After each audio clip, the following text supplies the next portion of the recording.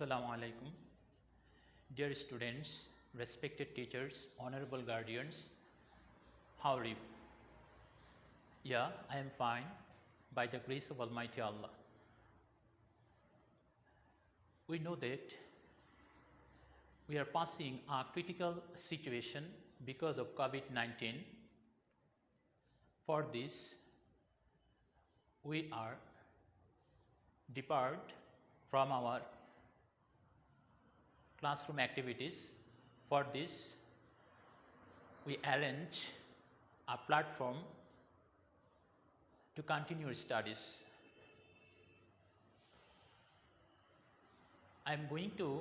Today I'm going to discuss a topic from your second paper from the class of 9 and 10. The topic is completing sentence. You know that you have to answer 5 questions in this topic, and this topic include clause and phrase. আমরা জানি যে completing সেন্টেন্সকে আলোচনা করতে গেলে আমাদের প্রথমে যে বিষয়গুলো সামনে চলে আসবে সেটা হচ্ছে ক্লোজ এবং phrase. What is close? Close কি? ক্লোজ হচ্ছে a clause is a group of words that has a finite verb. Close হচ্ছে একগুচ্ছ শব্দ যেটাতে একটা ফাইনাইট ভার্ব আছে। A clause is a meaningful combination of words. Close হচ্ছে অর্থপূর্ণ সমন্বয় বা সংযোজন অফ ওয়ার্ডস, অর্থাৎ শব্দের অর্থপূর্ণ সংযোজন। as it can alone express a complete thought. এটা কি করতে পারে? একটা সম্পূর্ণ অর্থ প্রকাশ করতে পারে। A clause is a group of words. Close হচ্ছে একগুচ্ছ শব্দ having a finite verb, যেটাতে কি আছে? একটি ফাইনাইট ভার্ব আছে, which express a complete thought, যেটা একটা সম্পূর্ণ কি করে? অভিব্যক্তি প্রকাশ করে। Then phrase. What is phrase? Phrase হচ্ছে a phrase is a group of words without having a finite verb. Phrase হচ্ছে একগুচ্ছ শব্দ যেটাতে কি নাই? কোনো ফাইনাইট ভার্ব নাই। A phrase is a group of words. Phrase হচ্ছে একগুচ্ছ শব্দ without having a finite verb, যেটাতে কি নাই? কোনো ফাইনাইট ভার্ব নাই, and express a concept, এবং কি করে? একটা ধারণা প্রকাশ করে, but not complete thought, কিন্তু সম্পূর্ণ অর্থ প্রকাশ করে না। A phrase is a group of words that express a concept. Phrase হচ্ছে একগুচ্ছ শব্দ and it is used as a unit. এটা একক হিসেবে কাজ করে within a sentence. একটা সেন্টেন্সের ভিতরে একটা একক হিসেবে কাজ করে। Between phrase and clause there is some common characteristics.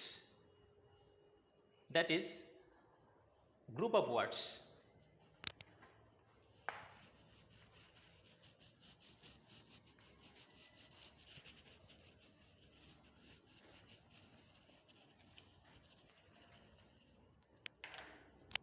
In our definition, we know that a clause group of words. A clause is a group of words. Close হচ্ছে একগুচ্ছ শব্দ। দ্বিতীয়টা ছিল যে হ্যাভিং আ ফাইনাইট ভার্ব। কি আছে? একটা finite verb আছে। তৃতীয় যে বৈশিষ্ট্যটা ছিল সেটা হচ্ছে complete thought, express complete thought, সম্পূর্ণ অর্থ প্রকাশ করে। তাহলে প্রথম বৈশিষ্ট্য হচ্ছে গ্রুপ অফ ওয়ার্ডস থাকতে হবে। দ্বিতীয়টা হচ্ছে having a finite verb. Number 3, express a complete thought, কি করে? সম্পূর্ণ অর্থ প্রকাশ করে বা পরিপূর্ণ একটা অভিব্যক্তি প্রকাশ করে। আর ফ্রেজের ক্ষেত্রে যেই বৈশিষ্ট্যগুলো আমরা দেখতে পাচ্ছি সেটা হচ্ছে যে group of words words. This is common. Clause is a group of words, phrase is a group of words. 2. Having a finite verb. ক্লোজের ক্ষেত্রে আমরা যেটা দেখলাম যেটা হচ্ছে যে সেখানে একটা ফাইনাইট ভার্ব আছে, আর এখানে হচ্ছে without having a finite verb, without having a finite verb, without having a finite verb. And third, express a concept.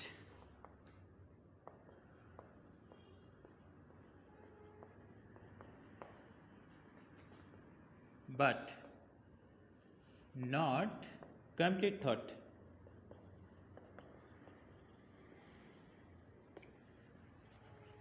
এই ক্ষেত্রে যেটা দেখা যাচ্ছে যে এক্সপ্রেস কনসেপ্ট একটা ধারণা প্রকাশ করে, বাট নট কমপ্লিট থট, কিন্তু পরিপূর্ণ অভিব্যক্তি কি করে না, প্রকাশ করে না। এক্ষেত্রে আমরা বলতে পারি যে একটা ধারণা প্রকাশ করে কিন্তু অর্থ প্রকাশ করতে পারে না, পরিপূর্ণ অর্থ প্রকাশ করতে পারে না। এখন আমরা যদি উদাহরণের দিকে লক্ষ্য করি তাহলে আমরা বিষয়টা একটু ক্লিয়ার হতে পারবো।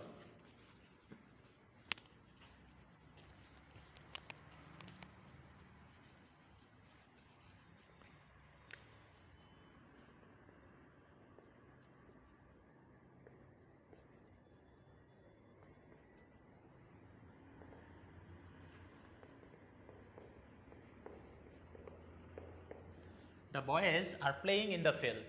In this sentence, there are group of words.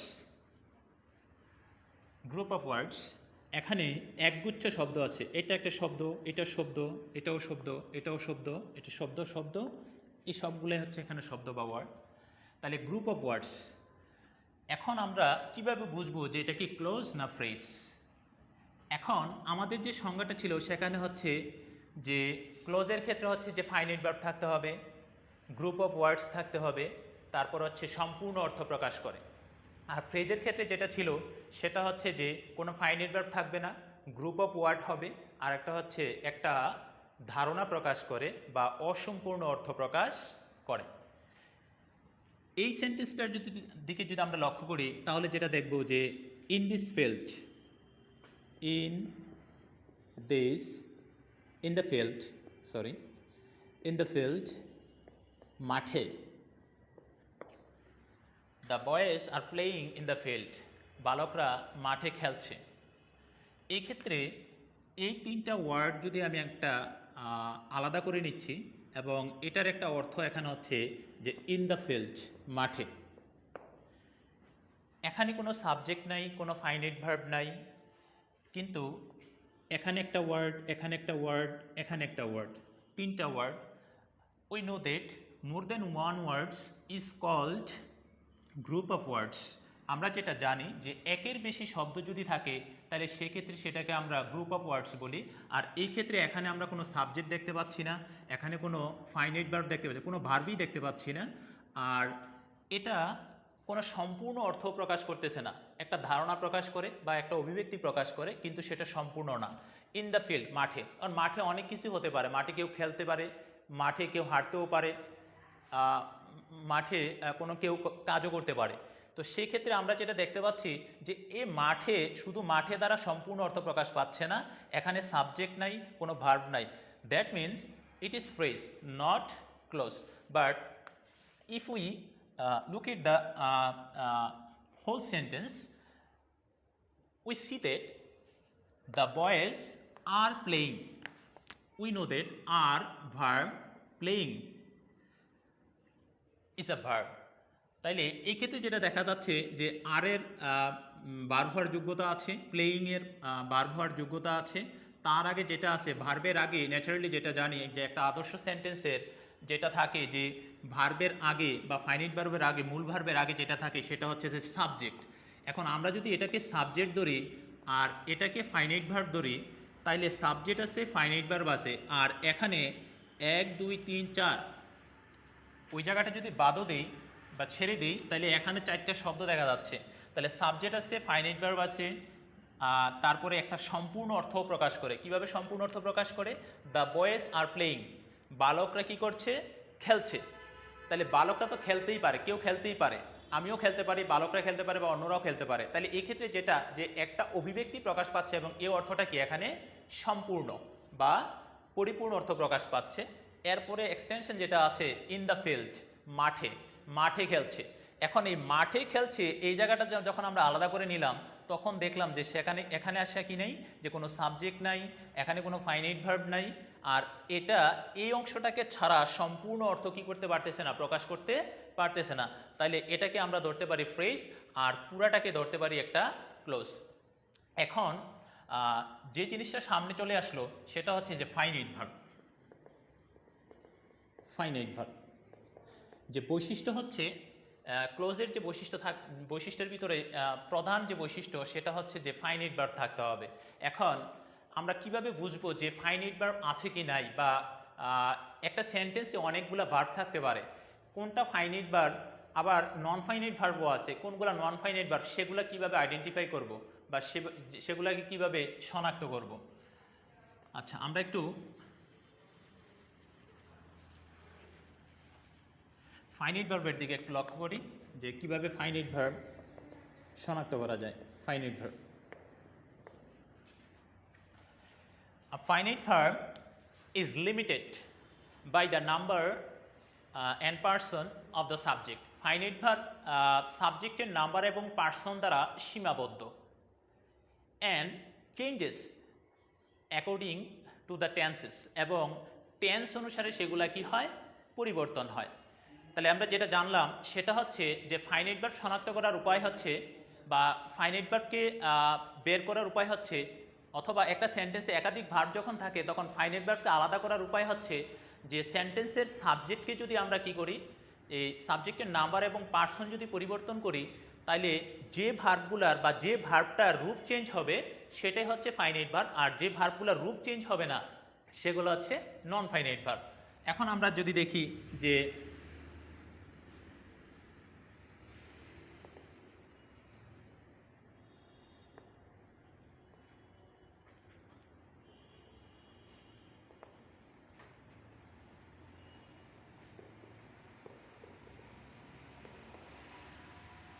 he sings a song, সে কি গায়, গান গায়, স্ট্যান্ডিং অন দ্য স্টেজ, সে স্টেজের উপরে দাঁড়িয়ে কি করে একটি গান গায়।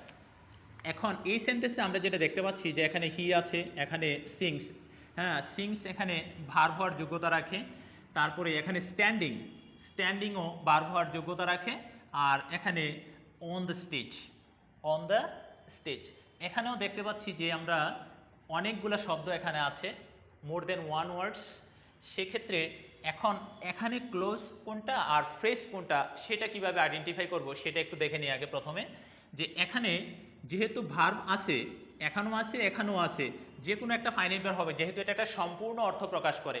আর ফাইনাইট ভার্ব যখন থাকে তখনই কি হয়, একটা সেন্টেন্সের সম্পূর্ণ বা পরিপূর্ণ অর্থ প্রকাশ পায়। আর ফ্রেজের ক্ষেত্রে সেটা পায় না, কারণ ফ্রেজের ভিতরে ফাইনাইট ভার্ব থাকে না। তো এক্ষেত্রে সে স্টেজের উপরে দাঁড়িয়ে একটি গান গায়। তো কেউ স্টেজের উপরে দাঁড়িয়ে কি করতে পারে, গান গাইতেই পারে, এটা অস্বাভাবিক কিছু না। তো এই ক্ষেত্রে যেটা দেখা যাচ্ছে যে আমি এই অংশটাকে যদি আলাদা করি, অন দ্য স্টেজ, স্টেজের উপর, এখানে কোনো সাবজেক্ট নাই, এখানে কোনো ফাইনাইট ভার্বও নাই, কোনো ভার্বই নাই এখানে। আর এটা হচ্ছে স্টেজের উপর বা মঞ্চের উপর, মঞ্চের উপর তো অনেক কিছু হতে পারে। এখন এখানে যেটা বলা হচ্ছে যে মঞ্চের উপর এতটুক যদি বলি তাইলে কিন্তু সম্পূর্ণতা প্রকাশ পাচ্ছে না, যে মঞ্চের উপর কেউ গান গাইতে পারে, মঞ্চের উপরে কেউ হাঁটতে পারে, মঞ্চের উপরে কেউ কথা বলতে পারে। এখানে এই অংশটা দ্বারা কিন্তু কোনো সম্পূর্ণতা প্রকাশ পাচ্ছে না এখানে, বা সম্পূর্ণ অভিব্যক্তি প্রকাশ পাচ্ছে না, অসম্পূর্ণ থেকে যাচ্ছে। আর যদি এই অংশটার সাথে এই অংশটা আমরা বলি যে he sings a song standing on the stage, সে কি করতেছে, স্টেজের উপরে দাঁড়িয়ে কি করে একটি গান গায়, এক্ষেত্রে কিন্তু এখন সম্পূর্ণ একটা অর্থ প্রকাশ পালো, এবং সেটা হচ্ছে যে সে স্টেজের উপরে কি করে, গান গায়। তো এক্ষেত্রে আমরা যেটা ফাইনাইট ভার্বকে শনাক্ত করব, যেটাকে বলছিলাম যে সাবজেক্টের নাম্বার এবং পার্সন পরিবর্তনের সাথে সাথে সাবজেক্টের নাম্বার এবং পার্সন পরিবর্তনের সাথে সাথে যে ভার্বের রূপ চেঞ্জ হয় সেটা হচ্ছে ফাইনাইট ভার্ব। তো সাবজেক্টের এখানে থার্ড পার্সন আর নাম্বার হচ্ছে সিঙ্গুলার। এটা থার্ড পার্সন, আমরা যেটা জানি যে থার্ড পার্সন আর সিঙ্গুলার নাম্বার। এখন আমরা যদি এখানে হির জায়গায় আই দেই, তাইলে যেটা দেখা যাচ্ছে যে আই সিং, ন্যাচারালি টেন্স অনুসারে আমাদেরকে কি করতে হচ্ছে যে এখানে থার্ড পার্সন সিঙ্গুলার হওয়ার কারণে সিঙ্গুলার হওয়ার কারণে সিম্পল প্রেজেন্ট টেন্সে ভার্বের সাথে এস অথবা ইএস যুক্ত হয়, যেটা আমরা জানি মূল ভার্বের সাথে, মেইন ভার্বের সাথে। আর মেইন ভার্বগুলো আমরা যেটা জানি যে ফাইনাইট ভার্ব। আর এই ক্ষেত্রে যখন আমরা সাবজেক্টের নাম্বার এবং পার্সন পরিবর্তন করে এখানে যেটা পার্সন পরিবর্তন করে ফেললাম, নাম্বার ঠিক আছে, এখানে সিঙ্গুলার ছিল এখনও সিঙ্গুলার। তো এখানে যেটা দেখা যাচ্ছে যে পার্সন যখন পরিবর্তন করলাম তখন এ সিংস থাকতেছে না, সেটা গ্রামারের নিয়ম অনুসারে আমাদেরকে কি করতে হচ্ছে, সিম্পল প্রেজেন্ট টেন্সে এসটাকে উঠিয়ে দিতে হচ্ছে আ song standing on the stage. বাকি অংশটা ঠিক থাকলো, শুধু কি পরিবর্তন হইল যে আগে প্রথমটা ছিল যে সে গায় আর এখন হচ্ছে যে আমি গাই। তো এক্ষেত্রে পার্সন পরিবর্তনের সাথে সাথে এই ভার্বের কোনো পরিবর্তন হচ্ছে না, সে দাঁড়িয়ে গাচ্ছিল, আমিও কি করি, দাঁড়িয়েই গাই। কিন্তু এখানে শুধুমাত্র ব্যক্তি পরিবর্তন হয়েছে, আর ব্যক্তি পরিবর্তন হওয়ার কারণে এই সিংস ভার্বের রূপ পরিবর্তন হয়ে গেল সিং। তাহলে বোঝা গেল যে এই সাবজেক্টের নাম্বার এবং পার্সন এই ফাইনাইট ভার্বের রূপের উপরে প্রভাব বিস্তার করে, তার তার রূপটা কেমন হবে এটার নিয়ন্ত্রণ করে। তাহলে এই কারণে আমরা যে সংজ্ঞাটা বলছিলাম যে a finite verb is limited by the number and person of the subject in a sentence. অর্থাৎ একটা সেন্টেন্সের সাবজেক্টের নাম্বার এবং পার্সন দ্বারা সেটা কি সীমাবদ্ধ বা নিয়ন্ত্রিত। সাবজেক্ট চেঞ্জ করলে অর্থাৎ নাম্বার চেঞ্জ করলে পরিবর্তন হয়ে যাচ্ছে ফাইনাইট ভার্ব, আবার পার্সন পরিবর্তন করলে ফাইনাইট ভার্ব কি হয়ে যাচ্ছে, পরিবর্তন হয়ে যাচ্ছে।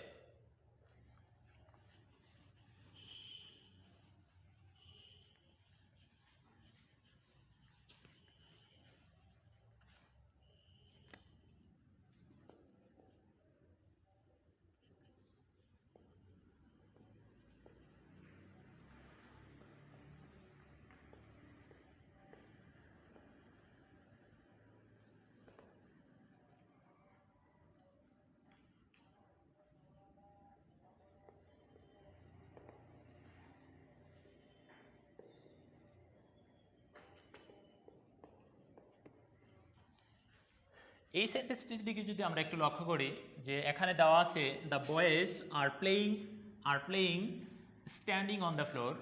কিসের উপরে, যে ফ্লোরের উপরে দাঁড়িয়ে বালকরা কি করছে, খেলা করছে। এক্ষেত্রে সাবজেক্ট হচ্ছে দ্য বয়েজ। এখন এক্ষেত্রে সাবজেক্ট হচ্ছে প্লুরেল আর পার্সন হচ্ছে থার্ড পার্সন, নাম্বার হচ্ছে প্লুরেল নাম্বার। তো এক্ষেত্রে যদি আমরা এই নাম্বারটাকে চেঞ্জ করে দেই, তাহলে এখানে কি আসছে, দ্য বয়, এসটা উঠে গেল, সিঙ্গুলার। এখন এটা যেহেতু প্রেজেন্ট কন্টিনিউয়াস টেন্সে ছিল আমরা যেটা জানি, আর এখানে ভার্ব ছিল কি, যে আরও ভার্ব, প্লেইং ভার্ব, স্ট্যান্ডিংও ভার্ব। তাহলে এখন একাধিক ভার্ব এখানে আছে, তাহলে ফাইনাইট ভার্ব কোনটা সেটা কিভাবে বুঝবো। এখন আমরা যদি এটার নাম্বার এবং পার্সন একটু পরিবর্তন করি, তাহলে দেখি যে কোনগুলা চেঞ্জ হচ্ছে অ্যাকর্ডিং টু দ্য গ্রামার অনুসারে কোনগুলা চেঞ্জ হয়ে যাচ্ছে, অথবা অ্যাকর্ডিং টু দ্য টেন্স। তাহলে এক্ষেত্রে দ্য বয়, যেহেতু আমরা যেটা জানি যে সিঙ্গুলারের সাথে ইজ হয়, আর হয় না, থার্ড পার্সন সিঙ্গুলারের সাথে আর হয় না, ইজ হয়। তাহলে the boy is playing standing on the floor. তো এই ক্ষেত্রে যেটা দেখা যাচ্ছে যে একাধিক ভার্ব, একাধিক বালক এখানে ছিল, এই কারণে এটা ছিল কি, যে প্লুরেল। আর এখানে ছিল একজন বালক, এই কারণে এটা হচ্ছে সিঙ্গুলার। আর সাবজেক্ট এখানে প্লুরাল ছিল বিদায় এখানে আর প্লেয়িং ছিল, আর এখানে সাবজেক্ট সিঙ্গুলার যার কারণে এখানে ইজ প্লেয়িং চলে আসছে। তাহলে দেখা যাচ্ছে যে স্ট্যান্ডিং ভার্বের কোনো পরিবর্তন হচ্ছে না, প্লেয়িং ভার্বেরও কোনো পরিবর্তন হচ্ছে না, শুধু হচ্ছে কি আর এখানে হচ্ছে কি ইজ।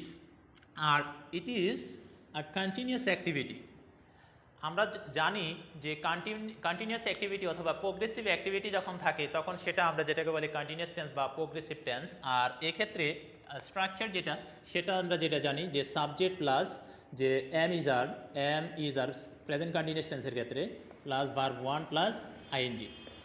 তো সেক্ষেত্রে এ দুইটা একসাথে আলাদা কোনো অর্থ গ্রহণ করে না বা অর্থ আসবে না। তাহলে the boy is playing standing on the floor, তাহলে ইজটা এখানে ইজ প্লেয়িং কন্টিনিউয়াস ফর্ম, তাহলে পুরাটাই হচ্ছে এখানে কি ফাইনাইট ভার্ব, যেহেতু রূপ চেঞ্জ হয়ে যাচ্ছে এটা ফাইনাইট ভার্ব। আর এখানে যেটা আছে যে এটা রূপ যেটা চেঞ্জ হলো না সেটা হচ্ছে নন ফাইনাইট ভার্ব, তাহলে এটা হচ্ছে এখানে নন ফাইনাইট ভার্ব।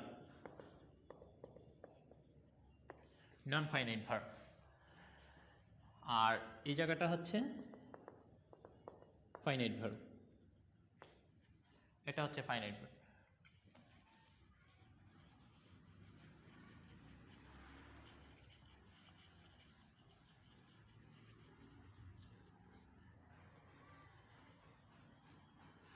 এখন নন ফাইনাইট ভার্ব কোনগুলা?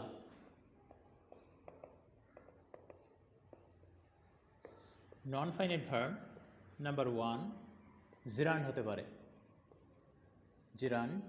2 participle. Number 3 infinitive. Non finite verb হচ্ছে জিরান্ড, পার্টিসিপল আর হচ্ছে ইনফিনিটিভ। জিরান্ডের ফর্ম হচ্ছে যে verb 1 plus ING, verb 1 plus পার্টিসিপলের ফর্ম হচ্ছে ভার্ব 1 প্লাস আইএনজি। আর ইনফিনিটিভের ফর্ম হচ্ছে জেনারেল ইনফিনিটিভ 2 প্লাস ভার্ব 1। তো এগুলা নন ফাইনাইট ভার্ব হিসেবে সেন্টেন্সে বসতে পারে।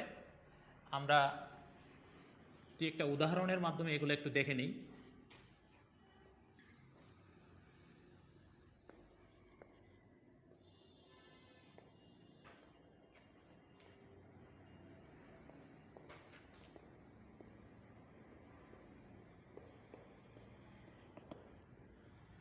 The boy went to market to buy a book. বালক কোথায় গিয়েছিল? বাজারে গিয়েছিল। টু বাই আ বুক, এখানে মোর দেন ওয়ান ওয়ার্ডস আছে, একাধিক শব্দ আছে এখানে। 1 2 3 4 5 6 7 8, এখানে 8টা শব্দ দেখা যাচ্ছে। তো এই ক্ষেত্রে এটাকে আমরা গ্রুপ অফ ওয়ার্ড যেহেতু, তাহলে আমরা ক্লোজও ধরতে পারি, ফ্রেজও ধরতে পারি। কিন্তু বৈশিষ্ট্য তো আছে, আমরা যেটা জানি যে ক্লোজ হতে গেলে যেটা সাবজেক্ট লাগে, সাবজেক্ট থাকতে হবে, ফাইনাইট ভার্ব থাকে, তারপর হচ্ছে সম্পূর্ণ অর্থ একটা বা পরিপূর্ণ অর্থ প্রকাশ করে, আর ফ্রেজ পরিপূর্ণ অর্থ প্রকাশ করতে পারে না। এখন আমরা পুরো সেন্টেন্সটাকে যদি একটু লক্ষ্য করি তাহলে দেখতে পাবো যে বালকটা একটা বই কেনার জন্য বাজারে গিয়েছিল, এখানে একটা সম্পূর্ণ অর্থ প্রকাশ পাইছে। কেউ বই কেনার জন্য বাজারে যেতে পারে, এটা অস্বাভাবিক কিছু না, বই কেনার জন্য আমিও বাজারে যেতে পারি। তো এখানে যেটা বলা হচ্ছে the boy went to market to buy a book, কিসের জন্য? একটা বই কেনার জন্য বাজারে গিয়েছিল। এই ক্ষেত্রে টু বাই, টু আর এখানে আছে বাই, তাহলে 2 প্লাস ভার্ব 1, এটা ইনফিনিটিভ, তাহলে এই ভার্বটা নন ফাইনাইট ভার্ব, বোঝা যাচ্ছে। আবার যদি আমরা এটাকে টেন্স পরিবর্তন করি, এই যে বয় আছে এখানে, এই সেন্টেন্সটা টেন্স পরিবর্তন করি, তাহলে এখানে আছে ওয়েন্ট, এটা ভার্ব 2-তে আছে। তাহলে আমি যদি বলি বাজারে গিয়েছিল, আর এখন যদি বলি বাজারে যায়, তাহলে the boy goes to market to buy a book. এক্ষেত্রে যেটা দেখা যাচ্ছে যে the boy goes to market to buy a book, বালক কোথায় গিয়েছিল? বাজারে গিয়েছিল একটা বই কেনার জন্য বালকটা। এখন প্রথমটা ছিল গিয়েছিল, আর এখন হচ্ছে বাজারে যায়। এখন এই সময়টা, টেন্স মানে তো সময়, সেটা আমরা যেটা জানি যে কাল বা সময়। তো এই সময়টা ছিল, আগেরটা ছিল যে এখানে যে ওয়েন্ট গিয়েছিল পাস্ট টেন্সে, আর এখন হচ্ছে প্রেজেন্ট টেন্সে। আর প্রেজেন্ট টেন্সে হওয়ার কারণে এই ওয়েন্ট ভার্বের রূপ চেঞ্জ হয়ে গোজ চলে আসছে। তাহলে যেটা বোঝা গেল যে গোস্ট এখানে গোস্টটা এখানে একটা ভার্ব ছিল, এখানে বাইটেও একটা ভার্ব ছিল। যেহেতু যেহেতু টেন্স পরিবর্তন হয়েছে, টেন্স পরিবর্তন হওয়ার কারণে দেখা যাচ্ছে যে এই ভার্বের রূপ পরিবর্তন হয়ে যাচ্ছে, আগেটা আর থাকতেছে না। আর আমরা যেটা জানি যে ফাইনাইট ভার্ব শনাক্ত করার উপায় যেটা ছিল যে আমরা যখন সাবজেক্টের নাম্বার এবং পার্সন পরিবর্তন করব অথবা ওই সেন্টেন্সের টেন্স পরিবর্তন করব, তখন যে ভার্বের রূপ পরিবর্তন হবে সেটাই হবে ফাইনাইট ভার্ব, আর বাকি সবগুলো হচ্ছে নন ফাইনাইট ভার্ব। তাহলে এখানে এই টেন্স পরিবর্তন করার কারণে এখানে গোজ চলে আসছে, এই ভার্বের রূপ যেরকম ছিল বা যেরূপ ছিল সেটা সেরকমই রয়ে গেছে। তাহলে এটা হচ্ছে নন ফাইনাইট ভার্ব আর এটা হচ্ছে ফাইনাইট ভার্ব। আচ্ছা, আমাদের যেই টপিকস যেটা ছিল সেটা হচ্ছে কমপ্লিটিং সেন্টেন্স। আর কমপ্লিটিং সেন্টেন্সের আলোচনার আগে ইনিশিয়াল যে বিষয়টা যেটা দরকার সেটা হচ্ছে যে ক্লোজ এবং ফ্রেজ সম্পর্কে ক্লিয়ার কনসেপ্ট থাকতে হবে। ক্লোজ এবং ফ্রেজ কি সেগুলো জানতে হবে, ক্লোজ এবং ফ্রেজ কিভাবে গঠিত হয় এগুলা জানতে হবে এবং এগুলার ব্যবহারও জানতে হবে। পরবর্তী ক্লাসে আমরা এই কমপ্লিটিং সেন্টেন্সের ক্ষেত্রে কিছু বিষয় নিয়ে বা কিছু রুলস নিয়ে আমরা আলোচনা করব, যেগুলো খুব ইম্পর্টেন্ট পরীক্ষায় আসার মতো, সেগুলো আমরা পরবর্তী ক্লাসে আলোচনা করব। আজকের মতো সবাইকে ধন্যবাদ। তোমরা সবাই ভালো থেকো এবং সুস্থ থেকো এবং বাসায় থেকো, নিয়মিত লেখাপড়া করবে। সবাইকে ধন্যবাদ।